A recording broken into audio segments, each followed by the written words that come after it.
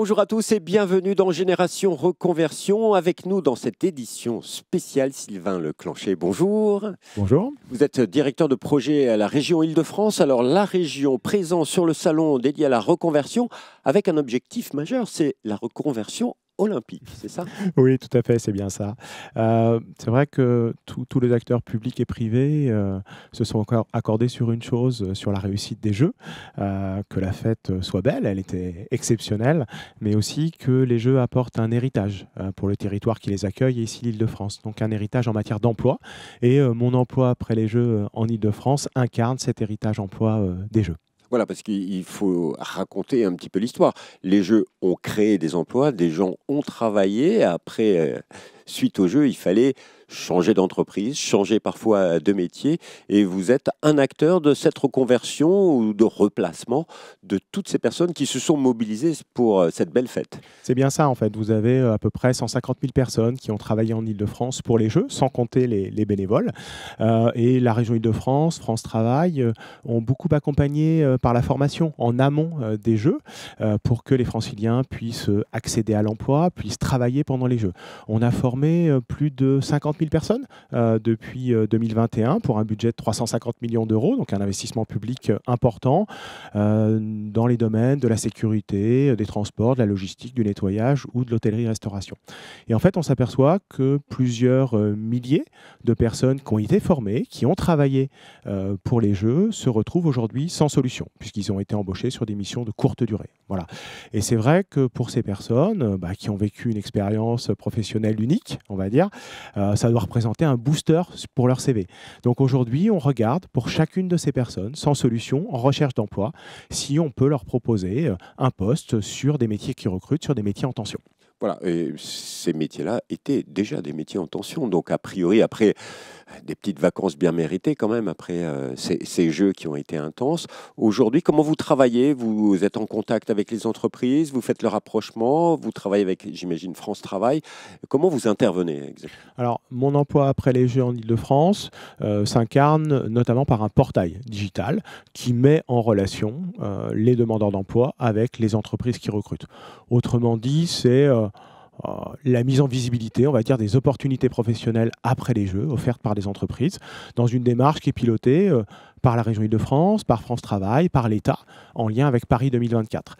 On a d'autres acteurs aussi, notamment Transition Pro, qui nous réunit ici sur le salon Génération Reconversion. Et donc, on a différents leviers d'action. Il y a le portail digital, comme on l'évoquait. 2, on prospecte auprès des entreprises qui recrutent sur ces profils. On a aujourd'hui 50 grands comptes à nos côtés qui représentent plus de 30 000 opportunités d'emploi. Par exemple, dans le domaine des transports, la RATP, la SNCF, Transdev, Keolis, pour l'hôtellerie-restauration Sodexo Accor, pour l'hôtellerie et le tourisme Disneyland Paris, etc., etc. Donc ça, c'est le premier levier. Le deuxième levier, c'est France Travail qui réalise un accompagnement renforcé, personnalisé de l'ensemble des demandeurs d'emploi qui ont travaillé pour les Jeux et qui sont aujourd'hui sans solution.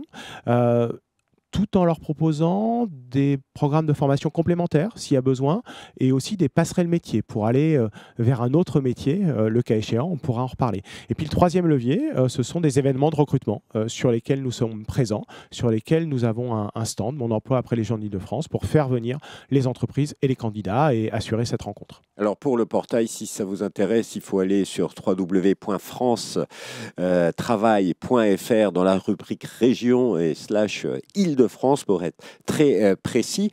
Et vous parliez de formation, donc vous accompagnez, en fait vous êtes un opérateur pour la reconversion post-olympique. Oui, c'est la mission première effectivement de la région qui a cette formation, qui a cette compétence formation, pardon, désolé.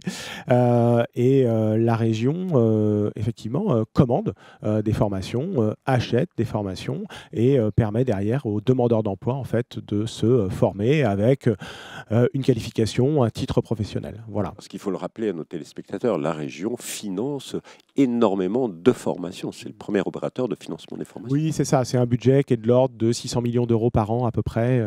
Voilà. Voilà, quand on fait une formation, quand on est en reconversion, quelque part, il y a du financement de la région. Sur certaines des formations, oui, tout à fait. Merci beaucoup, Monsieur Leclancher. Si vous voulez en savoir plus sur les projets de la région Île-de-France, vous allez sur www.îledefrance.fr Est-ce que vous pourriez nous donner, c'est la question de fin, un conseil pour toutes les personnes qui nous écoutent et qui ont un projet de reconversion professionnelle? Oui, bien sûr. En fait, mon conseil, ce serait de ne pas hésiter à tenter des passerelles métiers. Voilà. On l'a bien vu dans le cadre des jeux. Par exemple, un agent de sécurité, parce qu'on en a formé beaucoup, plus de 20 000, peut tout à fait devenir agent de contrôle dans les transports en commun, peut tout à fait devenir policier national, surveillant pénitentiaire. Donc, c'est d'explorer vraiment l'ensemble de ces mobilités professionnelles qui s'ouvrent à eux. Voilà. Merci beaucoup, Monsieur Leclancher. Et quant à nous, on se retrouve bientôt pour une nouvelle émission. Au revoir et à bientôt.